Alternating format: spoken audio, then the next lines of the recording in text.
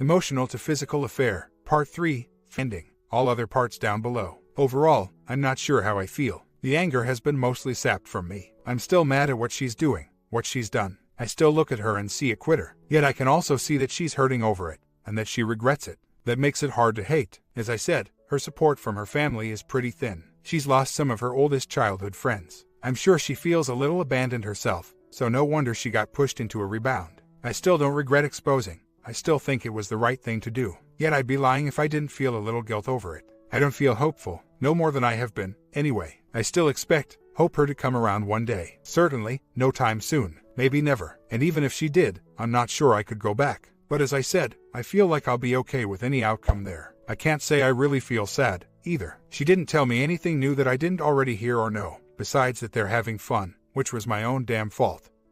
And that's more jealousy than sadness. I just feel, okay, I don't know what that means. Am I finally getting around to acceptance? Seems kind of soon. Is this roller coaster just stuck on the tracks right now, down for maintenance, and will start up again tomorrow? Or is this just a side effect of spending time and talking to her?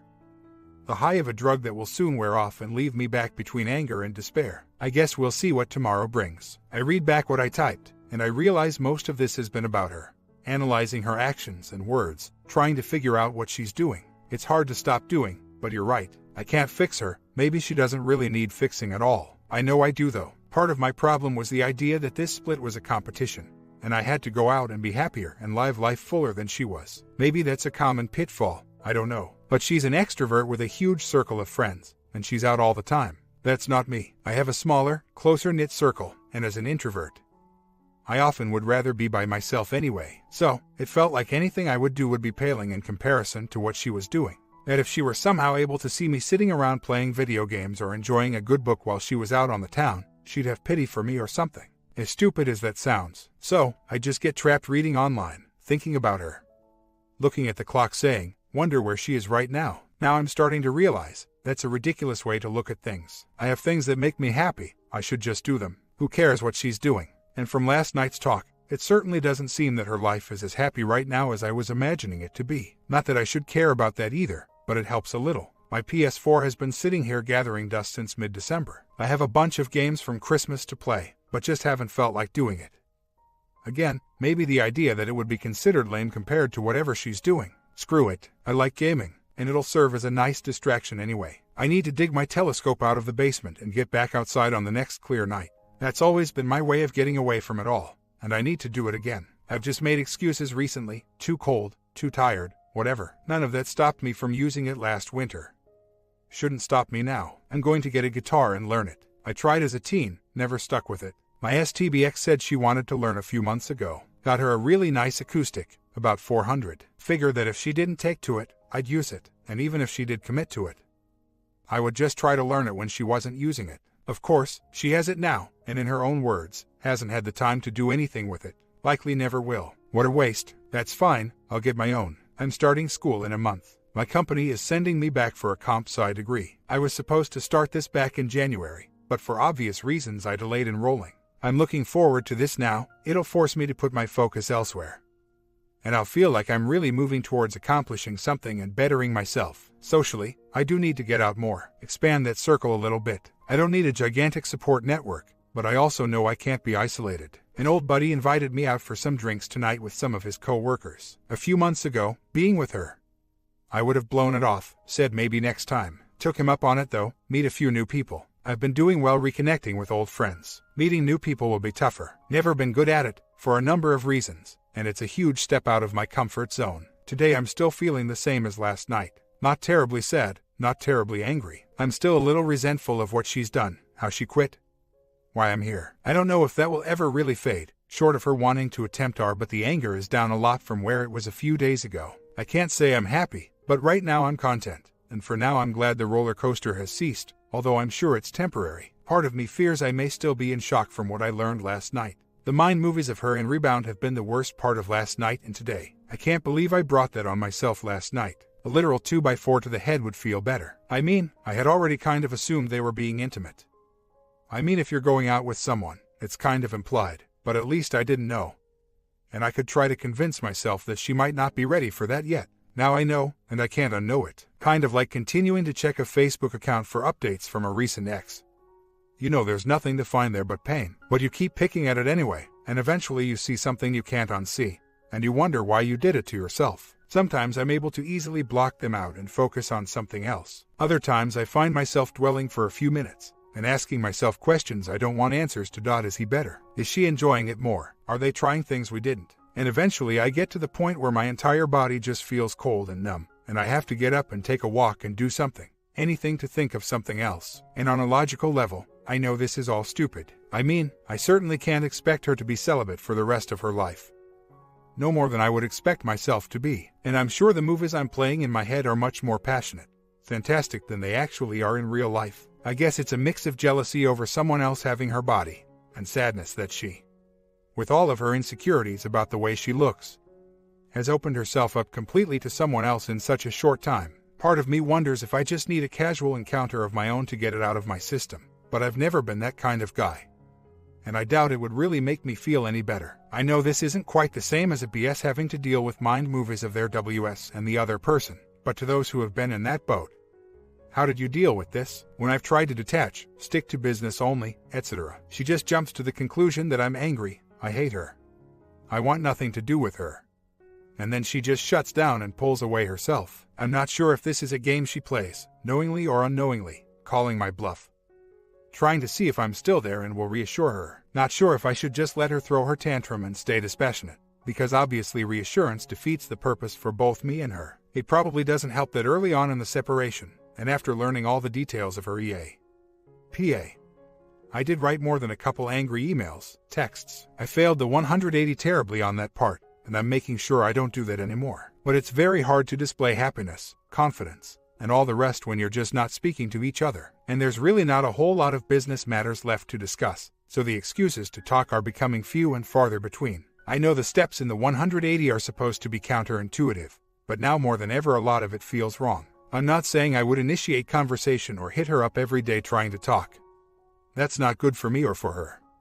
Not at this point anyway. She hasn't said anything to me today, and if I hear nothing from her for the next week, I'm okay with that. But if she feels a need to talk to me for whatever reason, I think giving her some kind of warm, happy, confident conversation would go farther than a cold shoulder. I could very well be wrong. I will find someone much better than the person my wife is right now. I still miss who she was, and I still hope that she would re-emerge, as unlikely as that is. I know many will say the woman I idolized never existed in the first place. Maybe that's true. For now, though, she still felt real enough to me. So, it's like dealing with two different people, grieving the loss of my wife, while dealing with the anger, resentment towards the person who replaced her. Little bit of anger again today, at myself and at her. I reached out yesterday about rent money she owed, and after she replied, I added thanks for sitting down the other night. I'm sure it wasn't easy to say some of those things, but I'm glad you did. Talk to you soon. And, nothing in the 36 hours since. I shouldn't have done that, and maybe I shouldn't expect anything back, but not even a thanks for hearing me out,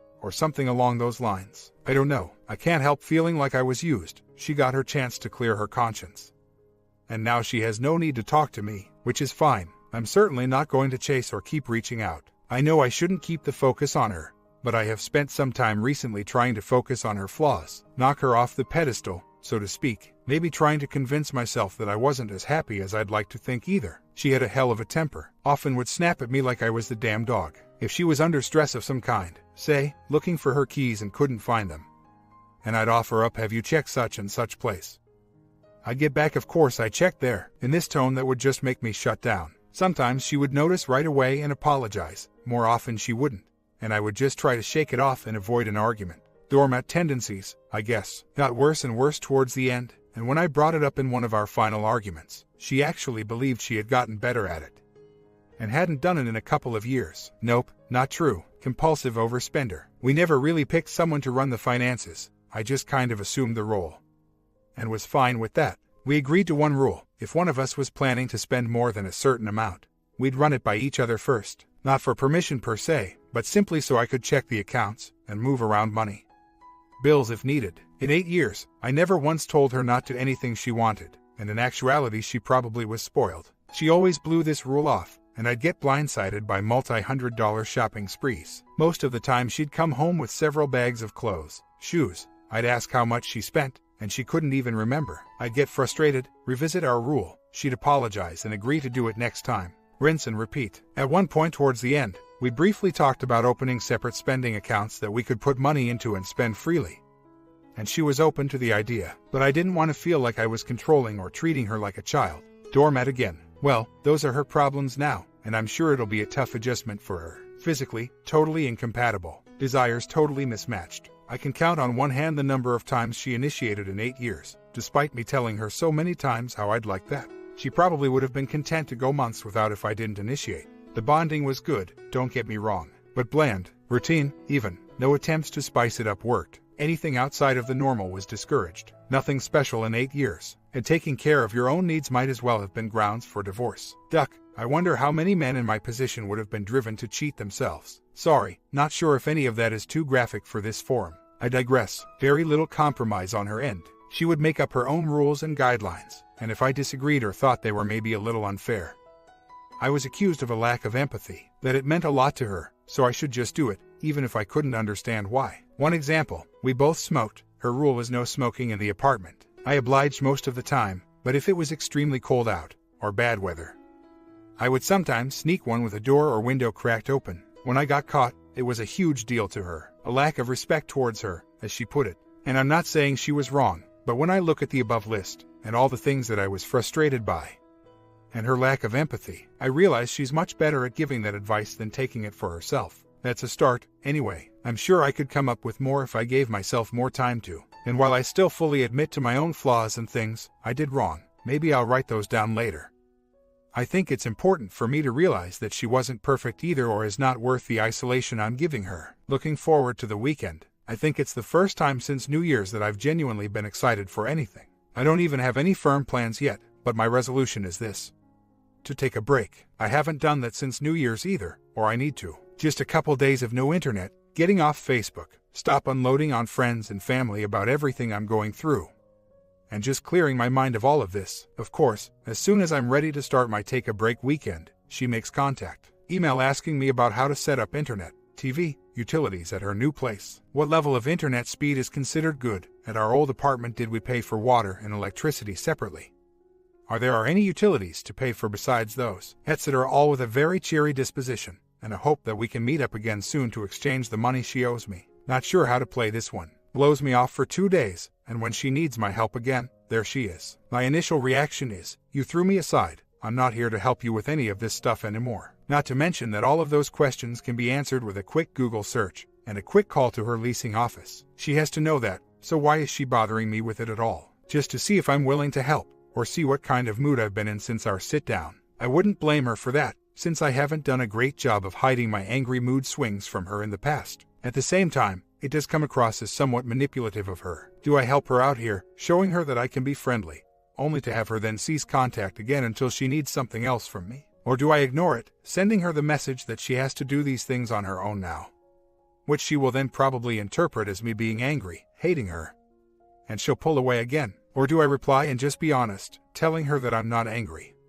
but I'm not going to help you with this, and then let her react as she chooses? Or is that being too much of a pain? Duck. I am so tired of overanalyzing all of this and feeling like I'm on eggshells each time we talk. This is what she wanted, she's thrown all of this away, and then still expects to turn to me to help her with this, that, and the other. Not sure if that's her trying to tug on my string to see if I'm still there, or if it's some kind of automatic response still in her mind to come to me for help first. I should have told her to ask her boyfriend, but I chose door number 3. Told her that she was going to have a lot of these kinds of questions, and I didn't feel comfortable playing the role of advisor, guide, helping her set up a new life without me, that I'm not trying to be a prick, and as much as I still wanted to take care of her, this is what she wanted, and I can't do that for her. She wrote back and told me that she understood completely, didn't blame me, and wished me a good weekend. 180 and other strategies aside, I think sometimes it's still best to just say what's on your mind. It's an unfair position to put me in, and if my best friend and the woman I loved was still buried anywhere inside of the teenager she's become, she would understand that. And she did. I still have the PI set to tail her this weekend and get proof of adultery between her and her new boyfriend. That, coupled with their relationship being plastered all over her FB profile, should give me a slam dunk. Once I have it, I can file immediately, and be totally done within a couple months. Otherwise, my state mandates a year of separation before filing no fault. I could handle my best friend divorcing me if we exhausted all options and decided this simply couldn't work. I'd still be crushed, but I'd eventually get over it and be fine. It's the affair, the trashing me behind my back, the quitting without trying to resolve anything, that will take a long time to get over. I may never be able to do it. She knows this, and I've told her that if I find out I just can't be friends with her ever again. It's her doing for taking the coward's way out. I'd like to think it's not guilt so much as it is that she really does care about me, but simply does not find us compatible as a husband-wife pair. Maybe she's right, but I would have at least liked a chance to try and address the issues. For our entire 8 years together, she was always a weekday 9-to-5 worker. For 7 of those years, I worked a much odder schedule. Some nights, weekends, for a long time I was doing overnight shifts on Saturdays. This actually helped mask this difference. She could go out and have her social needs met, and not feel bad about leaving me behind, because I was at work. On the other side, I would get a couple days off during the week, while she was working, and this was my alone time to recharge my batteries and enjoy my own company, without feeling bad about it because she was at work. We both had this separate time to do what we wanted, and therefore made the most of the time during the week that we spent together. In July last year, I got a promotion and moved to a weekday 9-to-5 schedule. We were both excited about it because we would now get a lot more time together. Entire weekends, etc. For a couple months it was great. And we were out and about all the time. After a while, it started to drain me, and I think we both started to feel guilty about it. Now if I wanted some time to myself, I couldn't get that without actively choosing myself over her or her social outings. And there was a lot of guilt that went with that. And if she wanted to go out on a Friday with a group of people and I simply wasn't feeling it, she was then forced to choose them or me, and I'm sure she felt crappy about that too. There were other issues at play between us. The stress of my new job at the same time surely didn't help, but I think this personality clash only helped us grow apart faster, and I don't think either of us actually realized what was going on or why. I never put it together until just now. And I'm sure she hasn't thought about it at all. Maybe that means we were fundamentally incompatible, but I'm sure there are plenty of happy married couples who have the same extrovert difference. More likely, we should have recognized it, talked it out, and tried to reach some kind of compromise. Instead, we just ended up leading separate lives towards the end, and it's no surprise that an OM wormed his way into the marriage. I have to accept some fault in letting it get to that point, but then again, so does she. Email from the PI this morning. Says he got plenty of evidence of PDA last night and would go over more in detail tomorrow. Assume I'm going to get to look at some pictures or video. That's going to be tough. Doesn't sound like he got evidence of them spending the night together though. STBX made it pretty clear that they were going to be crashing at his place, which is where I told the PI to stake out. But looking at FB this morning, I see photos of him and her at our apartment. Must have gone there instead. Photos of him playing with our dog, knowing they slept in our bed. It should be a kick in the gut, but instead it's a kick in the ass. I know I need to file now. It's probably going to cost me some more money to get the last piece of proof. PI will need to repeat this next weekend, but that's fine. It's funny, the worst pain was realizing how much I miss the dog. I've tried putting her out of sight, out of mind the last 2 months. But that picture brought it all back. Top priority once I have my new place, new dog. I'm not going to sit around waiting a year for a no-fault filing. Right now, she wants no alimony, because she's excited about her freedom. And actually said she's excited to struggle financially. I understand that sentiment. It'll be fun for a month or two. Then it won't be anymore. Then all I need is MIL, or one of her cheerleader friends planting a bug in her ear, and all hell will break loose. Nope, getting out before that happens. I see the pictures she's posted over the last couple days. I really don't find her that attractive anymore. Objectively, she's lost a ton of weight in recent months, and looks better than she ever has. But it doesn't really do anything for me. Had the same feeling sitting down at dinner last night. I just see her as a stranger, like that song Somebody That I Used to Know. I take that as a good sign, and I hope it continues. Meant to go to church this morning, but last night was a late one. Perks of single life, I suppose. Do, or don't do, whatever I want whenever I want. Kind of nice. I tailed them Sarah and got evidence of all the PDA I'll need. Haven't been sent any pics, video yet, which is fine. Not looking forward to seeing it, really. He has yet to catch them spending the night somewhere together. It's the last piece of the puzzle I need. Hopefully get it this week. Met her at our apartment tonight, since she was already going to be there packing her things. She needed to give me rent money, and I was supposed to bring one of the 2 TVs I took when I moved out. I forgot to bring it, of course. I plan on holding on to it until I get all the rent money from her that I'm owed. I get there, and she's in the bedroom, crying. I ask her what's wrong, but I made no move to comfort her or console her. She tells me she had started to sort through photos of us to pack up, and everything had started to catch up with her. I left all those photos there when I moved, because if she's truly done, why would I want them? In her haste to run away at full speed, she hadn't made any effort to come back and pack up anything, but I knew when she did, it wouldn't be easy. She still remained adamant that she was doing the right thing, but cried about all the friends and family. My family. That she's lost, how she's hurt me, how her life is suddenly so different now. Not bad, but different. Of course, it is. After the smoke clears from her wreckage, the only circle of friends she really has left are her boyfriend and his friends. I told her that I could understand that being overwhelming and left it at that. After she calmed down, we grabbed a quick bite to eat. I pried some info out of her about her weekend plans, helped her pack for a little bit, and then left. As I've also found out through various sources, she's going down the same path with her boyfriend. Immediate intimacy divided by whirlwind. At the beginning of this month, she told him she loved him. Before they were even official, he didn't say it back, because he has common sense, but she doesn't regret saying it, because life's too short not to say how you feel. She's already dragged him to meet her family. It's like watching me and her all over again. At this point, I don't know if this guy is actually getting reeled in by this, or if he knows she's vulnerable and using her for the great sex part of the list. Not that it's my problem either way. After seeing this so clearly, I'm conflicted as to how I feel about it. On one hand, I married crazy. It's a bit of a relief. I had my faults and shortcomings, but her own problems are so much bigger than mine that we eventually would have ended up here even if I had been a flawless husband. I can't fix her. I'm just going to work on myself. And her problems are now the new guys, and then the next guys, and then the next guys. And on the other hand, I see now that this relationship is doomed. Either she will end up sabotaging it by moving way too fast when he's apparently not reciprocating, or he is using her, and he'll get tired of it and move on, or it'll just fall apart after the honeymoon phase like most rebounds do. Either way, once it breaks, she'll be left down in the dumps with virtually no friends, and no guy to latch onto. Her greener grass will end up being mud, and all of a sudden, all the decisions she's made that she knew were right, she'll suddenly be a little unsure of. And if, when that happens, 2x4 time, I'm not sure I've totally shut the door on the idea of our. It would have to be a very slow process.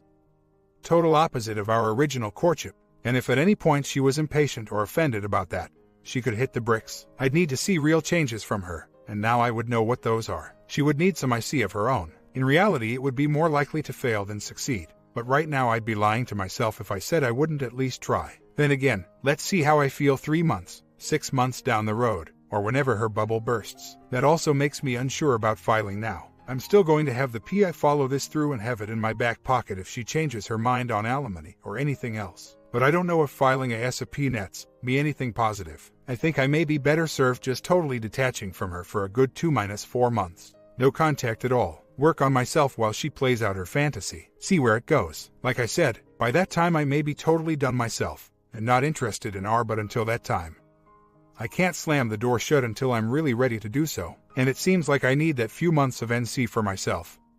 As well, it seems like every time I spend an evening with her, I only wind up in a fog of my own. I can't do that to myself anymore. I forgot to mention that when we met up last week, I broke away for a minute to retrieve a VAR from her car. I had put it in there way back early on in the separation, trying to prove the affair between her and OM1. I had forgotten all about it until now, but wanted to grab it before she found it and assumed I had planted it more recently. I got home that night and threw it on the dresser and forgot about it. Figured there was nothing in there I needed to hear now. But then, against better judgment, I listened to it yesterday. A lot of it was conversation between her and OM2, and it's amazing to me what a wall will say or lie about to make themselves feel better. First, some quick backstory. Early on in our marriage, we were flat damn broke. Like, borrowing $40 from her parents on a Tuesday, so we could eat until Friday and pay them back kind of broke. When we joined our finances, we both had a few credit cards, small, store cards mostly, all limits of $500 to $800. They were all maxed, and most months I simply couldn't keep up with them all. Some of it was naivety, struggles of two people learning to budget together. A lot of it was simply not having funds. Both of our credit ratings took a huge hit.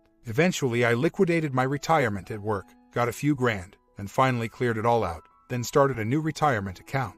How she spins this. She thinks I intentionally ignored those cards and intentionally sabotaged her credit.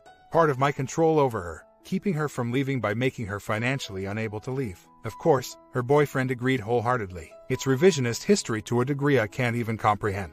And even better, she's just a flat-out liar. She talked to him about how after she left, her first order of business was fixing her credit. So, she immediately signed up for a credit monitoring service to keep tabs on things. Her boyfriend commended her on her responsibility and taking back control of her financial situation. I actually laughed out loud while I was listening. I signed us both up for that service years ago, after clearing our debts, so that I could monitor and work on rebuilding both of our credit scores. She totally forgot it existed at all until we were splitting up our finances.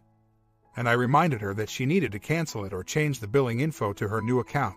I've seen stories of the couples who decided they weren't right for each other, split amicably, and remained close friends afterwards. Initially, I wanted that really badly, even if we weren't destined to remain husband and wife. I could have at least settled for best friends. But, once you factor in everything, the lies, cheating, trashing me behind my back, why bother? When I first confronted her about the trash talk, she gave me some bull about how she had lost herself for a while. And that wasn't her. And that wasn't what she really thought of me. And she was so sorry. Well, now I can see that it's still going on. So, either she truly believes that kind of crap about me, that I intentionally tanked her credit to keep her prisoner.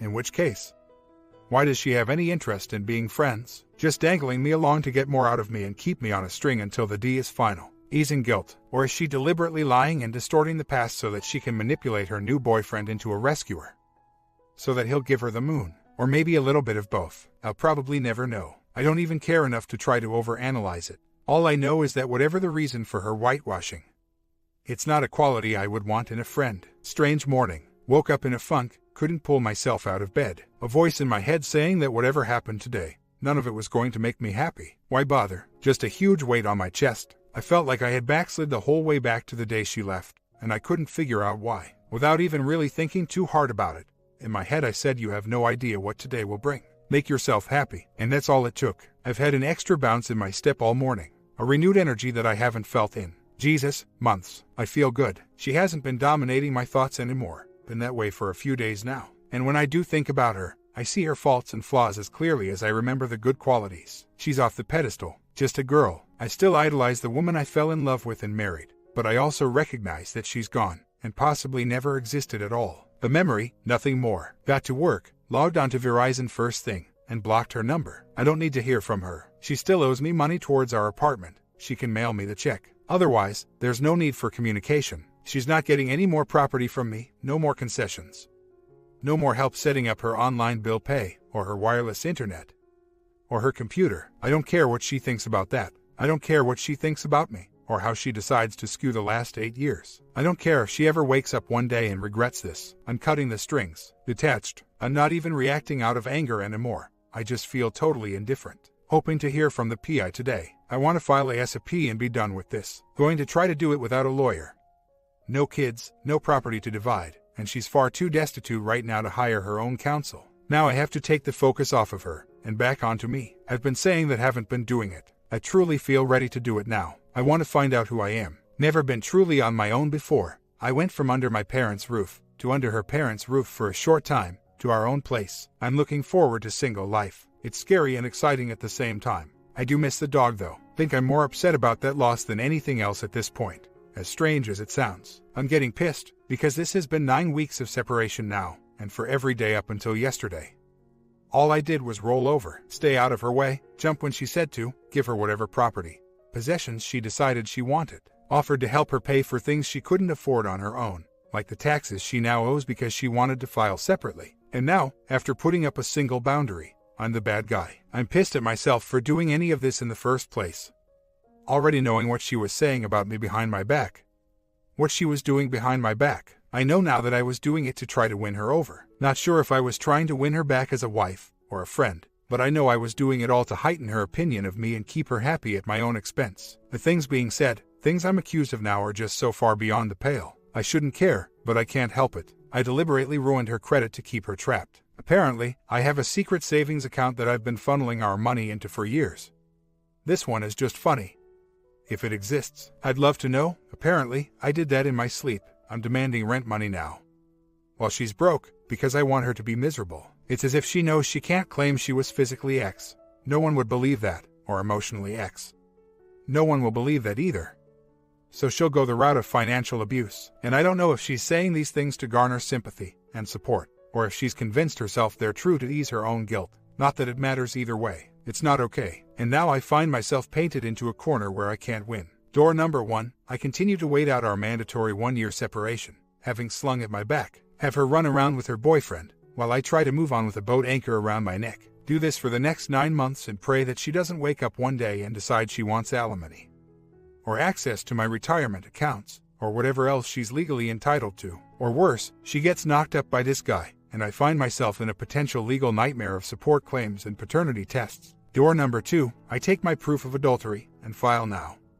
Not to tar and feather her, but because it's the only way in my state to circumvent the 12-month separation and allows me to cut the anchor and move on faster. But of course, no one will see it that way, and I'll cement my reputation as the monster. Of course, the correct answer is whatever I want, and opinions be damned. I'm not sure what this is yet, though, and though I still lean to door number 2, I'm not sure why I'm not sure lol. Still trying to make her happy, worried about my own reputation or what others think. Both. Some meditation is needed. Retain my lawyer today. Originally wasn't even going to go with counsel. Toyed with the idea of doing this myself. But the last thing I want is to drag her to court, only to fail because I wasn't properly prepared. I've come this far, might as well shell out a little bit more to make sure it's done right. Attorney plans on filing early next week. For some reason I assumed it would take longer. Then again, it's a clear-cut case.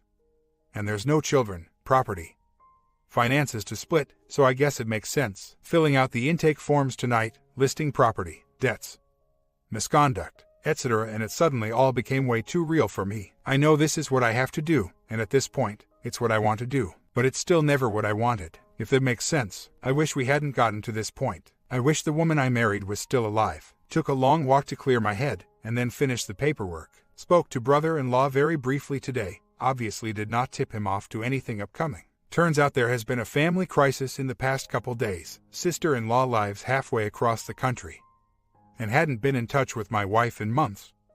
Don't believe sis-in-law was even aware we had split, but no one had any idea how bad things were until mother-in-law finally reached out to wife and bro-in-law a couple days ago. Really saddened to hear that, as I'd always considered myself pretty close with them.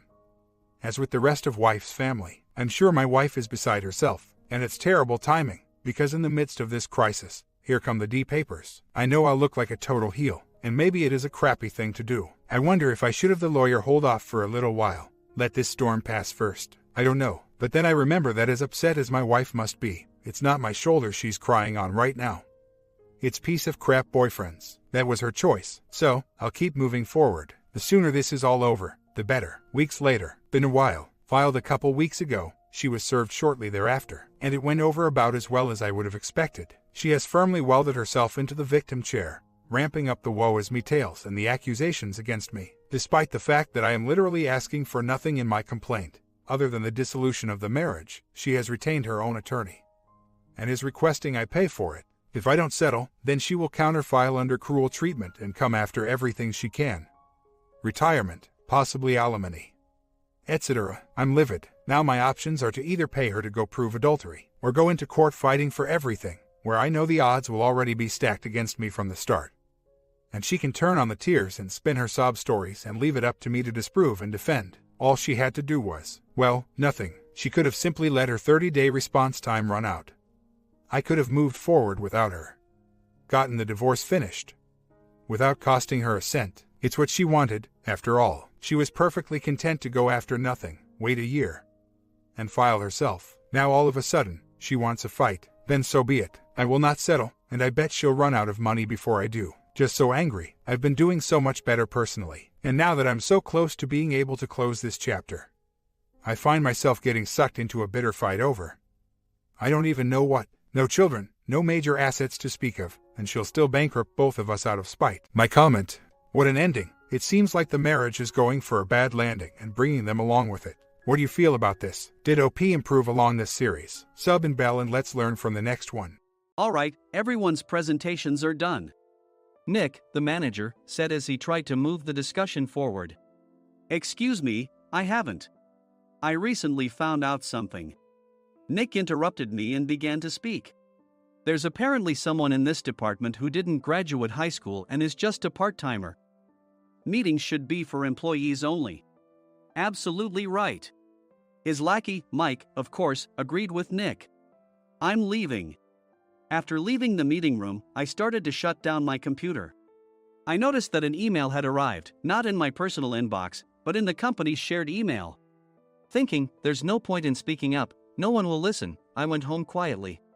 The next day, I heard a commotion from Nick's desk. He was staring at his computer screen, his face pale. Nick!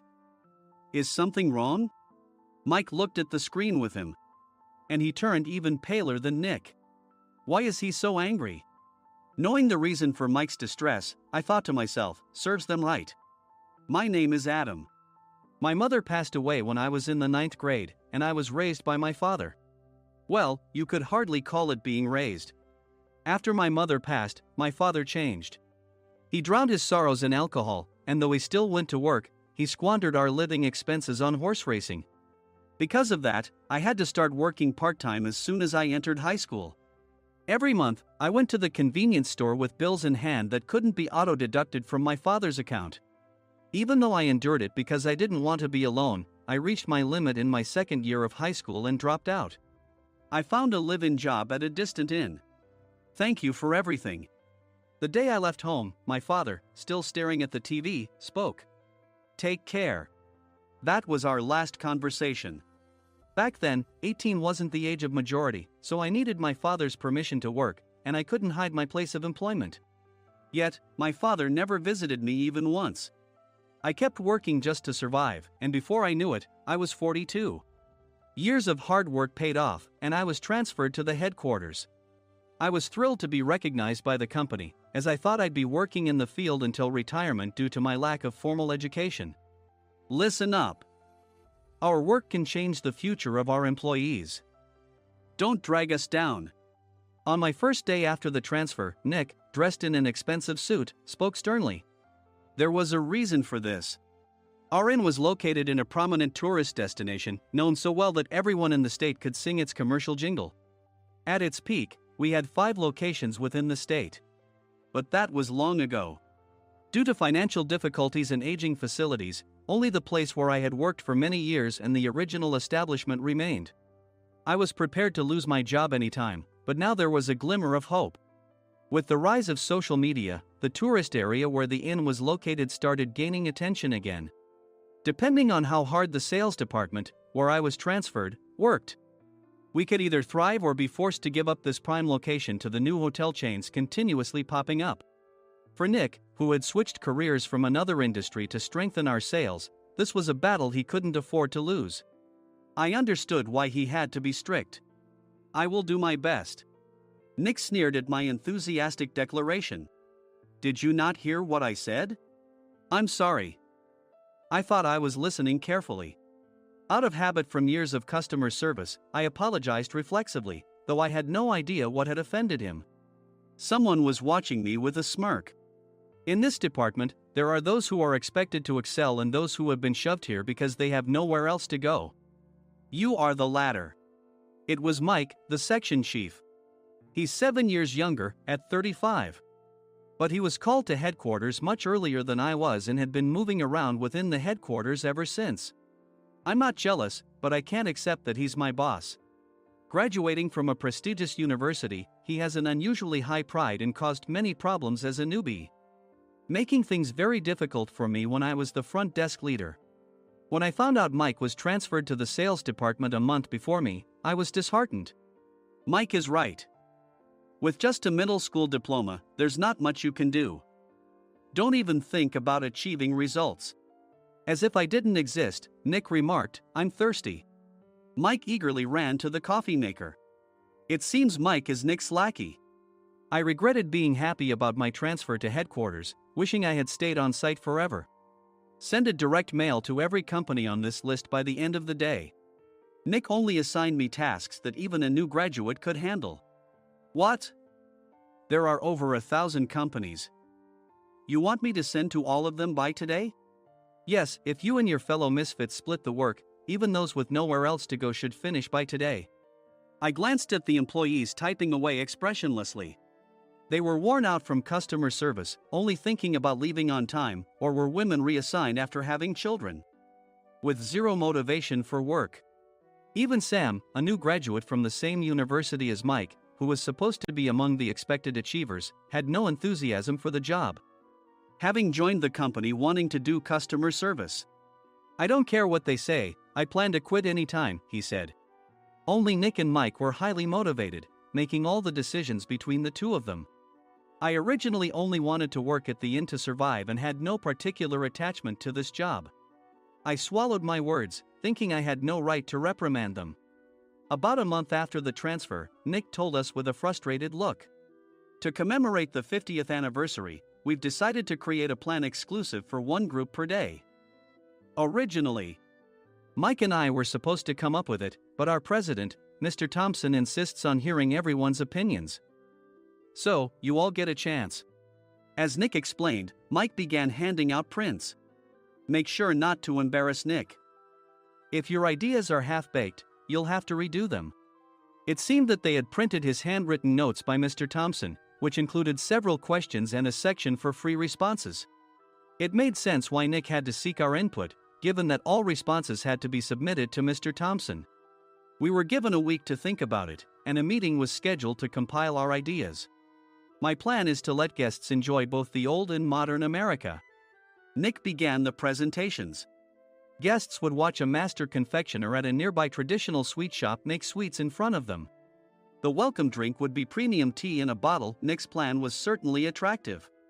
After his presentation, Nick called on us to present in the order we were seated. Just as I stood up for my turn. "All right, everyone's presentations are done." "Excuse me, I haven't. I recently found out something." Nick interrupted me. "There's someone in this department who didn't graduate high school and is just a part-timer." He was likely talking about me. I joined the company as a part-timer and was made a full-time employee when I turned 20. That was 20 years ago, so Nick and Mike probably had no chance to know until recently. Meetings should be for employees only. Absolutely right.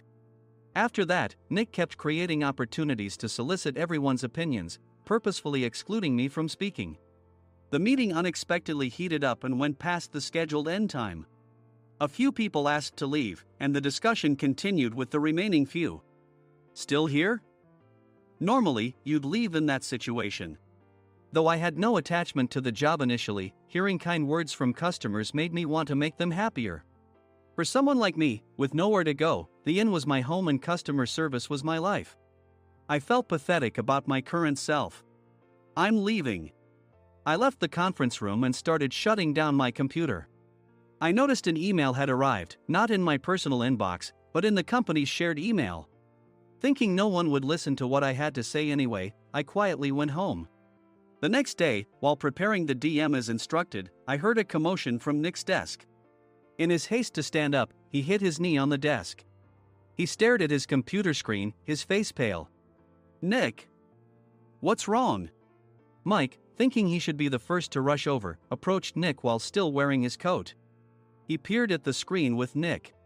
And he turned even paler than Nick. Why is he so angry? Who is responsible for this company? Nick, more irritated than ever, asked, and Mike answered without checking.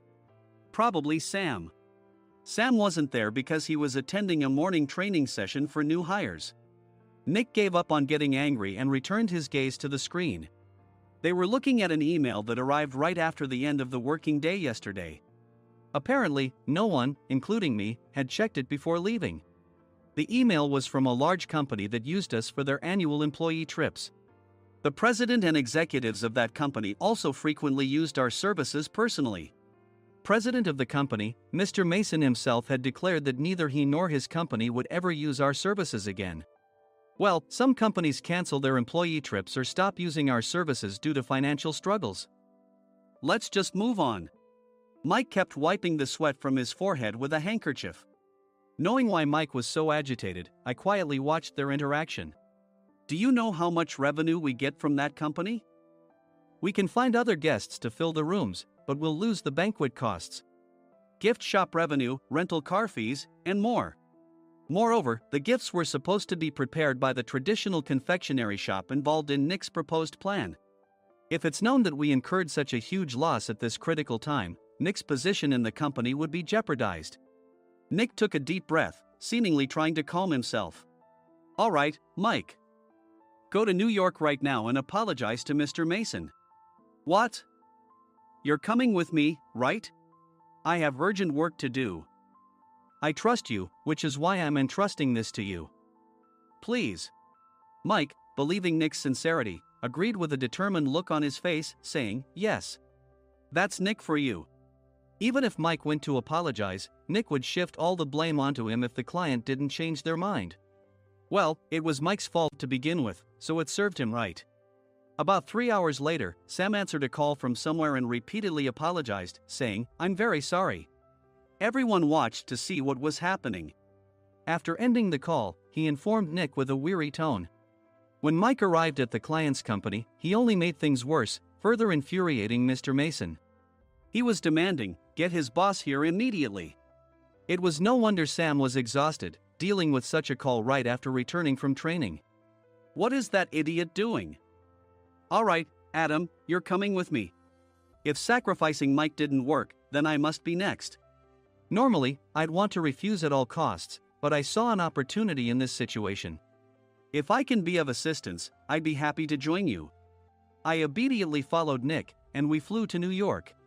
When we introduced ourselves at the reception, it became clear how serious the situation was, as the receptionist personally escorted us to the president's office.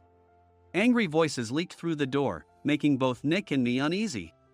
Excuse me. I'm Nick, the supervisor. I understand my subordinate has caused you trouble, and I deeply apologize. Nick, with his experience in the corporate world, knew enough to offer an apology before excuses. However, his customer service skills left much to be desired.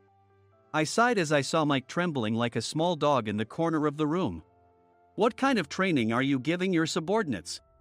Mr. Mason glared at Nick with a red face. The intensity of his gaze made even Nick take a step back. Regrettably, I joined this company only 2 years ago and was unaware of Mike's issues. I should have identified his shortcomings sooner. Indeed. I should have realized sooner. No sensible person would come to apologize and then give a lengthy presentation on the drawbacks of not using their in. Nick froze, his mouth slightly open. Suspecting the worst, I picked up the documents that had fallen to the floor. It seemed Mike hastily prepared these documents on the plane, listing the disadvantages. Disadvantage 1: if you change the venue for the company trip, employees might suspect it's for cost-cutting reasons, leading to a negative impression. Reading it aloud half-jokingly, Nick snatched the papers from my hand and checked the contents with a furious expression. Among the stack of documents was a receipt from a nearby convenience store's copy machine. I felt a pang of dread, hoping he hadn't shown the receipt as well. What do you think he said when I asked what kind of nerve he had to do this? I'm very sorry. Faced with the dire situation, Nick must have thought there was nothing left to do but apologize. In a voice smaller than I'd ever heard from him, he uttered words of apology. He said, I'm a Harvard graduate. I don't believe I said anything wrong. Mike, what have you done?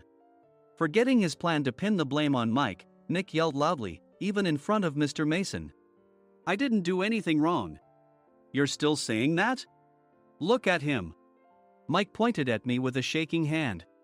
I was assigned to headquarters in my 20s and now I'm a section chief. This guy only made it to headquarters at 42. Everything I've done proves I was right. So why are we losing the contract? Having said his piece, Mike collapsed to the floor. Of course. You were sent there because you had nowhere else to go. Mike never expected to hear such words from someone he looked down upon. He lunged at me, and Nick hurriedly stepped in to stop him. Mr. Thompson told me Mike is a quick thinker, and to take good care of him. There's no way he was pushed aside. Don't make things worse here. He didn't say quick thinker, he said only quick-witted, didn't he? I don't remember that part. I recalled the many troubles Mike caused when he was a newbie. When Mike was on the front line, his pride was so high that he never apologized to customers. Customer service, especially in our job, doesn't work alone. It brings both good and bad situations. If the front staff or housekeepers made mistakes, or the cleaning company didn't properly clean a room, one had to apologize to the customers regardless of personal fault. Mike, in such situations, would never apologize, insisting he wasn't at fault. This often angered customers, and as the front desk leader, I frequently had to apologize on his behalf. He caused complaints and disrupted operations, which is why he was quickly moved to headquarters. In departments where he didn't interact directly with customers, his quick thinking was beneficial and things went well. But it seemed his flaws were starting to show. Corporate reservations are supposed to be entered into the system by the sales representative. But a quick check yesterday revealed that more than 10 items were missing from the client's reservation. The handover document clearly stated what needed to be prepared. Why didn't you enter it into the system? Why do we have to give them special treatment? Filling rooms near the banquet hall, setting up all the food in advance. Specifying the brand of wine, they're too demanding. No wonder he always angered customers, I thought, feeling a headache coming on.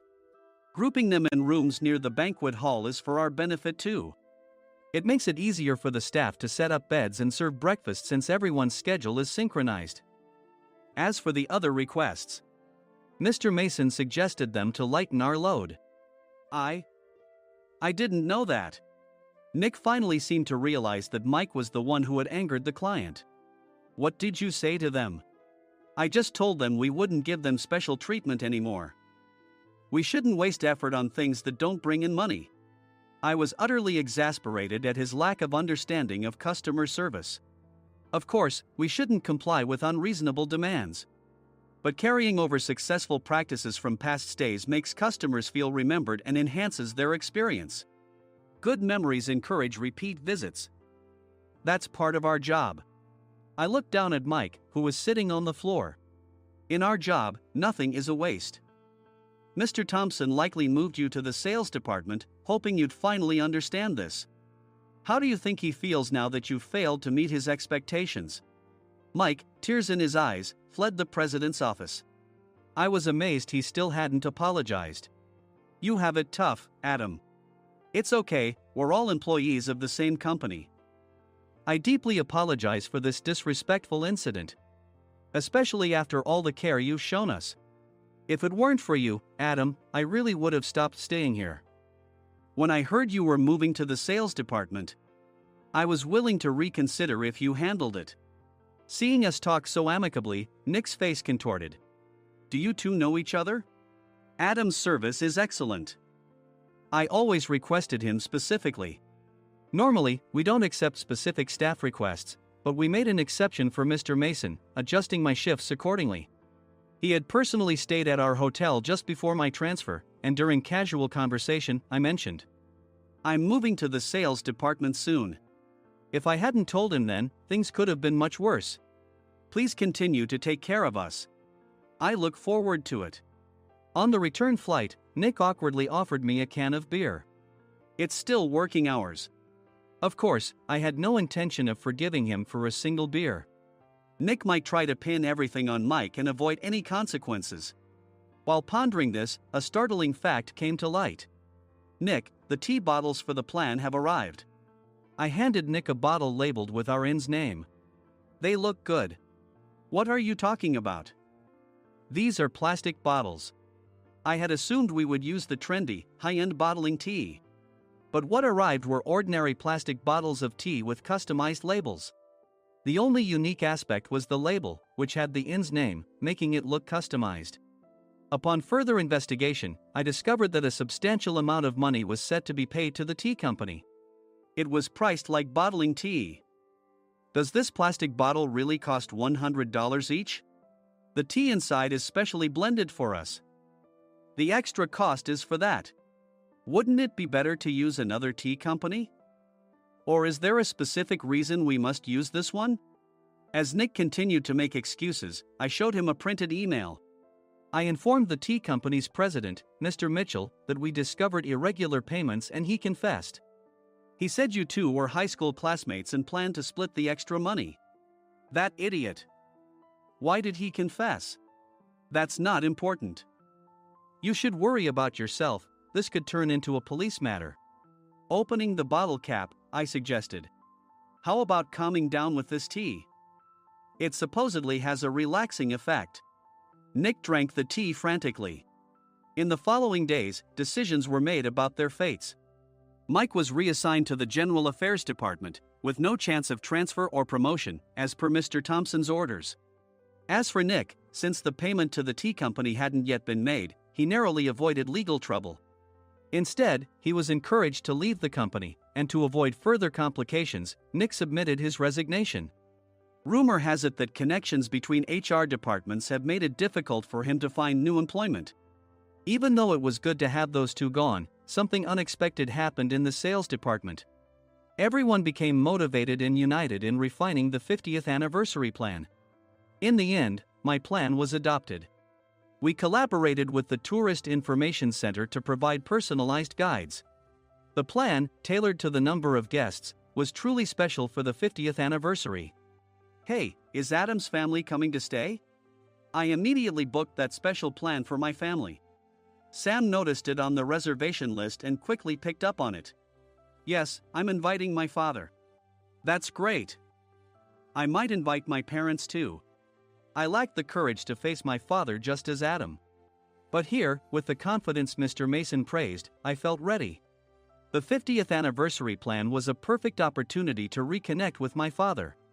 I hoped to bring back the days when we could laugh together as we once did.